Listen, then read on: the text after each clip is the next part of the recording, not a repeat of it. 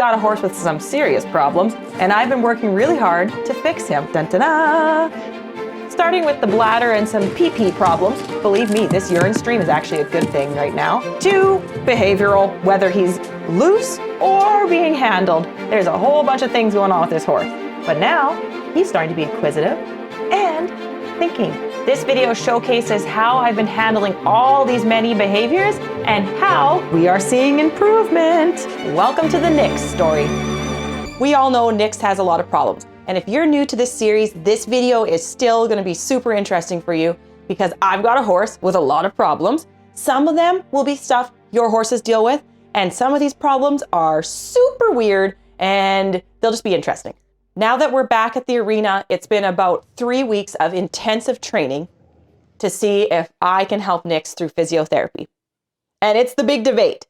Can you help a horse with a bladder problem and probably some serious poor memories of training that wasn't so great, maybe? And I'm talking about his track training. These are his problems in rapid fire. We have number 1, topmost, where all problems fall underneath, bladder problems. He does not fully empty when he urinates, lots of dribbling, clear discomfort. Underneath that is a very anxious horse, and this anxiety shows up in when he's tied up, does not stand tied well. This anxiety shows up with herd separation, and then when being handled, he does not respond to any sort of redirection or a cue that tells him to do differently than what he had in his mind.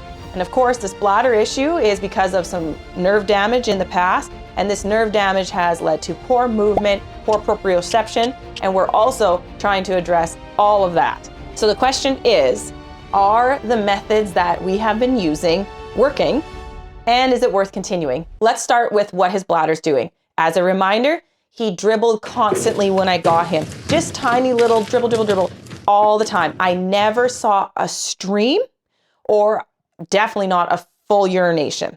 He spent 10 days in the vet clinic, and we came to the diagnosis of idiopathic bladder paralysis. The physiotherapy exercises that get the most reliable urine stream have been backing, my little forced school halt where I lift a front leg and rock him onto the hind, back and forth until he urinates. You can see there's a bit of dribbling here, but this is early days, and I am now getting better streams when I do this. And the best one yet is walking up and down off my little pallet. Because the nerve damage is involved with the pelvis, the pallet requires him to stand on the hind end and hold.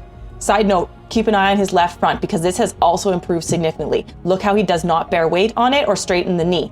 This is the second day of him learning the pallet, and I would get a little bit of a urine burst every time his pelvis would go over the pallet. At the start is pretty insignificant, and you can't see it from this angle, the dribbling that would increase when he'd go over the pallet.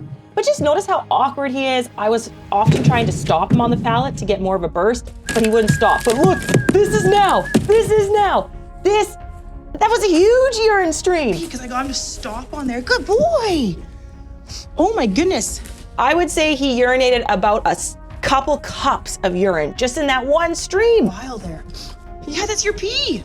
And I'm now able to stop him on the pallet, and he stands there quietly for a significant amount of time. Once he feels the need to urinate, then he'll walk off the pallet, which is fine. I understand that right now it's still uncomfortable. So here we have the dribbling, and then all of a sudden he's gonna walk forward here. And there it is, look at that again. And I have been also whistle training, which is another comment from one of you guys, another helpful one where, you know, they train the horses to pee at the track because of whistle training, which doesn't seem to be anywhere in his brain, but I thought, hey, why not use a verbal command to remind him of the sound? So there again, that was another good urination. And every time he does a good stream like that now, I whistle at him just to try to connect the dots. Hey, this is way better, guys. Like, I had about 7 urine streams just by doing that. So then, of course, he deserves a really good roll. Good rolling. I would say update number 1 is a success. From dribbling constantly to now having stretches of being able to hold his urine and then bursts of urine. It's going the right direction. When he first arrived, he had some very negative responses to being redirected. So whether that was him being groomed and then he starts crowding the handler, and the handler asked him to move away, he would have a very explosive reaction. Then leading, if he starts to pass the handler or crowd and he was corrected, again, very negative, very explosive, almost seemingly aggressive behaviors, because his behaviors would be targeted at the handler versus leaving the handler. How have I been retraining the response? I have restarted from ground zero. His basic training has improved to the point where I can do lateral work with him now, and he's understanding he's able to do it from a place of lightness, and we're getting much closer to being able to be relaxed during this work versus where he was all over me, had no idea where his body was, and I had just no control over him. So big improvement on the foundational groundwork, as you can see here. Now I have discovered his newest tick, which is he does not like when the flag in particular is raised in the air. So I have been starting him on flag training like he is an untrained colt, and he's pretty okay with this stuff. The flag can touch him, the flag can move on the ground. He's wary, but reasonable. Now, here, this is where I was like, I see. It's a definite response to simply the waving of the flag. Interesting, right? And then I tested this theory out and I used other objects. Didn't seem to care about those. I actually used a huge flag, like a cloth one, and that wasn't a big deal. It is in particular the plastic bag. Really good. If you've got a difficult horse at home, hit the subscribe button now for more helpful content. Now we'll go here so you can see I'm quite far from him. I hope you can see that on the camera. But there's a little ill-trained. This is training. This is not pain. Ill-trained in, oh, that must mean run. It doesn't mean run. There we go. Okay, there we go. So just letting him regulate. He's reading this as a sign. You can see him fight now. See how he blocks. So to fix this problem, I need to retrain his association to the flag, which will end up looking like this. When I flap the flag, he goes, oh yeah, I can put my head down and move in a better way. And this didn't take me long. So let's go back to how I fixed it. But he's not actually listening to the intention behind the stick. And the intention is nothing. I have no intention in this flag. My body language is very neutral. I'm facing away from him. I'm just waiting for him. There, see how he took a nice step sideways? Fast forward to a few sessions later, check this out. Wave the flag, yeah, maybe he has a little bit of a response, but then he's thinking, processing. He says, all right, there's a better way I can do this. All this is rewiring a horse's neural pathways, which we could call their beliefs about a certain thing. He believes the flag causes discomfort. I'm training him to go, actually, the flag could cause you comfort when you choose to move in a more positive way. And now he's quickly going, ooh, I don't like the way I feel. Oh, put my head down, move a little smoother. And you can see that his movement is improving. His canter is looking more smooth. His trot, he's tracking up better. All the things are going the right direction. Now let's talk about how this moves into the next problem. I think there's clear improvement. Still don't trust him with really anybody. Not letting anyone handle my horse for their safety. This belief in not wanting to respond to what the handler is asking ties into when he gets separated from a herd, or he believes he really wants to go somewhere. When he's separated from the herd, he will try to drag you that way. When he's alone or when he's free, he paces fences. And in the arena, we can see over and over and over again, whenever he's on the side of the arena where his herd is, he tries to spin around and go back to the corner. So he kind of paces the wall of the arena where his herd is on the other side of. He pulls to the same corner repeatedly. If you go anywhere else in the arena, he's always pulling to that one corner, which is closest to the door. So that's all separation, gate sourness, herd anxiety. Okay, we had a roll and, hey, I don't like that. Get. How are we dealing with this problem now? Number one, when he's loose, what we have started doing is saying, no, there's no rest in your preferred corner. And as you saw him pacing along the fence, we keep pushing him away from the fence. Don't come at me. The other thing that's a big problem is how he kicks at me rather than moves away. This to me is still very concerning for my safety, just as he was in the beginning when I got him. When he doesn't want to do something, he lashes at me, he lashes out towards me rather than moving away. That's why I'm saying that these behaviors are all connected, where he has this obsession with the herd. You can see that's the obsessive corner. He'll pace this fence if I wasn't standing here, even though there are horses, other horses for him to play with in the arena. His obsession is more important to him. And then he lashes out when told otherwise. Now it's time for us to intervene and show him how to play. Oh gosh, these are some special sauce moves, that's for sure. We encourage Toby to move towards him, so now they can have a little introduction. And then what's gonna happen is my friend is gonna stand in this corner and continue to push the horses out of this corner. And I'm going to be in the middle and draw them to me once, we get this out of the system, so that Nick starts to associate relief and rest away from his obsessive corner and towards me. Dumb corner, I'll tell you, no rest in that dumb corner. Gotta keep telling Nick, no way. Woo! Of course, this all serves two purposes because he's also getting great exercise. Now he has figured it out. He started to rest and explore, and finally he came to me in a calm way away from the gate, and I caught him, and that was that learning session. Addressing the separation anxiety while I'm handling him has been an interesting one. He does things like this, where he just turns around and wants to go back out the door. This connects back to his frustration with being redirected. Now, this was an interesting session because what I started to do was reward when his eye would look back at me rather than out the door. You can see his eyes looking out of the circle rather than the task at hand. Each time here on the circle, he'd look out the door and I'd flap the flag to bring his brain in, and then he wouldn't see the pole because he was so busy, as you can see there, looking out. On this side of the circle, he would seem much calmer because his eye was actually towards the inside of the circle.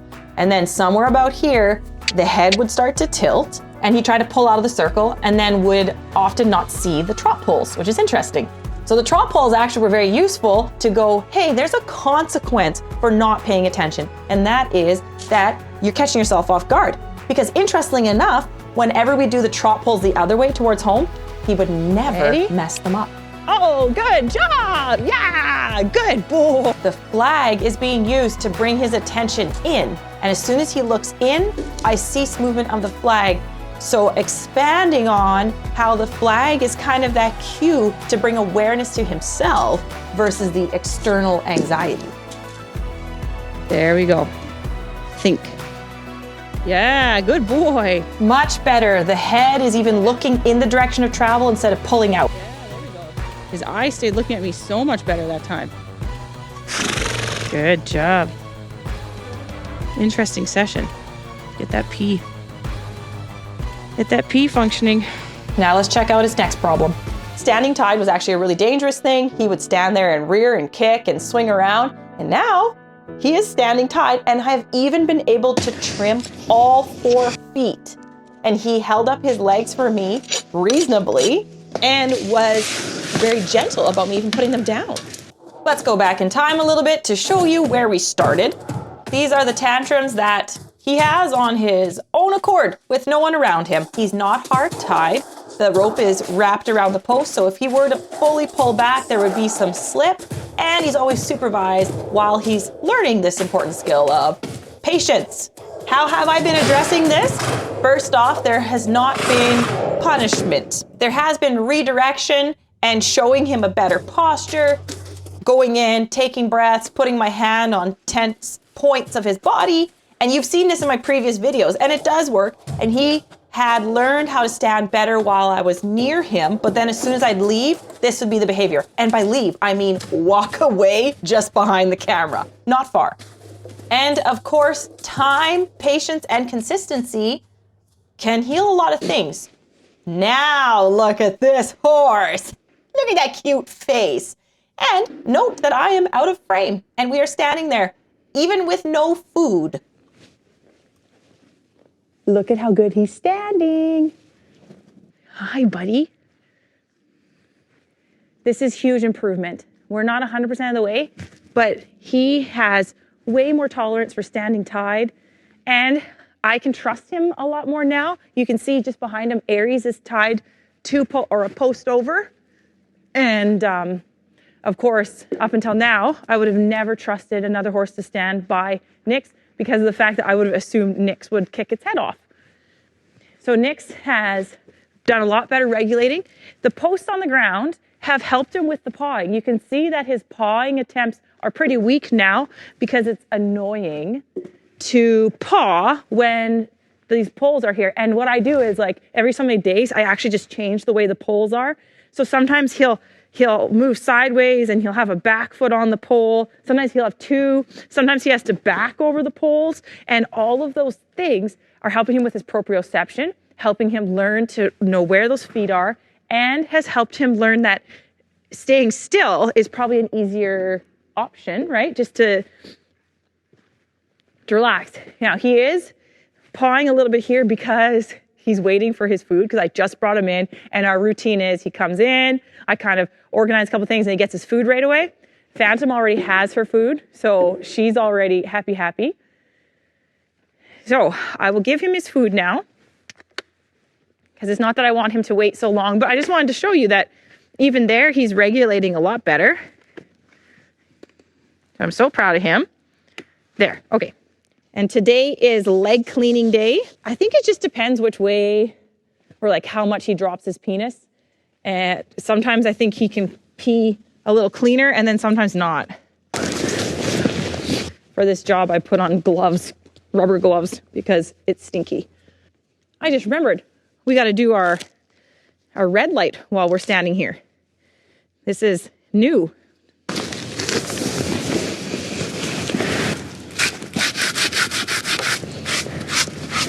My kitty sidekicks always have to join in the fun.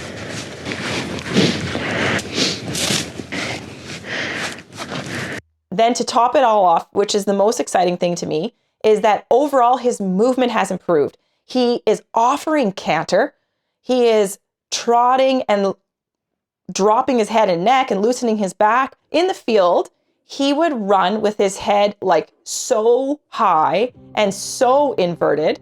And I mean, I see a lot of inverted horses running around. This he's so inverted that his whole sternum was coming off the ground and his front legs were almost doing this like floating action because his neck was so high in the air.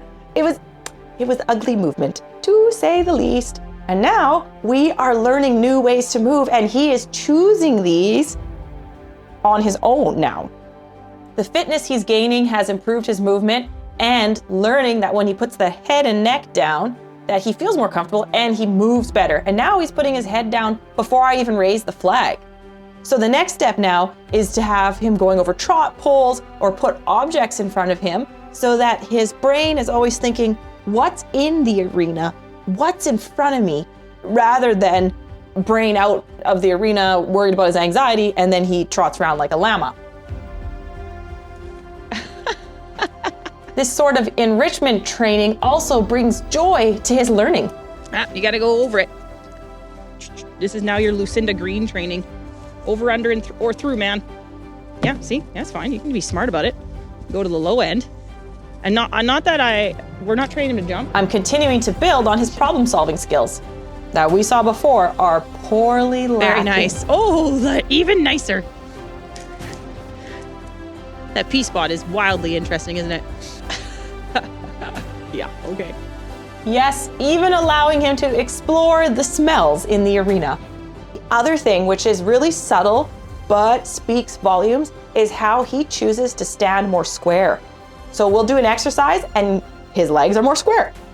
A horse that stands unevenly, consistently, is telling us that there is an asymmetry, there's something going on in their body that's not quite right, because the ideal sound horse is going to stand and choose to stand fully square. Now, when we take breaks or are done our session, he'll square up just like this. Often he'll square up by choice, and then if he doesn't, I just help him to bring the awareness and say, hey, let's stand better and then let's take a break. This is so exciting to me. Doesn't this look like a better balanced horse to you guys, just overall? So there's a lot of problems with this horse, and there are a lot of improvements. Are we at the point where I can say, yes, this horse is definitely going to be happy. I'm not at that point yet, but I'm not at the point where I think it's hopeless. We're going in the right direction. There are serious improvements. I can help this horse with the movement and the brain problems. We'll get there. The part that is in God's hands is his bladder. That is going to take a miracle. I've really appreciated all your helpful input with Nix. You guys brought up some things that I wouldn't have ever thought of. And because it's just rather overwhelming, I'm learning so much right now. It's a lot of new information and this horse is quite complex. And so for you guys to suggest things, even just like the whistle training, it's really helpful. So thank you for investing in our journey and truly wanting to help us out. We have started a website so that you can see a little bit more about what I do. And on that website also has an option for people to donate if you would like to help out with the vet bills. I never considered that people would even want to do that. And having some of you guys offer that, it's mind-blowing, your generosity. Here I am thinking, all right, well, I'll just, just work more and hope that all the time and the money I'm putting into this horse ends with this horse having a really good life. It will be devastating emotionally and also financially and time-wise if I have to put this horse down. Either way, I can see how much this journey has taught me, how much I've grown, and it will be worth it. I just really hope that it can have the fairy tale ending. There'll be a link below with our website if you want to check that out. And I think it's time for a Phantom update, don't you? We'll check in with her next week, and spoiler alert, we're riding again. I'll keep working on Nixie Boy here. I'll try to load lots of shorts so you can see kind of little snippets of his process. I do work full time, and then the YouTube shtick is on top of that. I'm working my hardest to try to do weekly videos, but just give me grace where sometimes I might just not get to it. But it's enjoyable, so I will try my best. Thanks all for your encouraging words and your helpful ideas. Just thank you for coming along this journey, Nix and I do feel like I have a community supporting me, which is the craziest thing. So I'm happy I'm not going this alone. See you next time on Fields and Fences.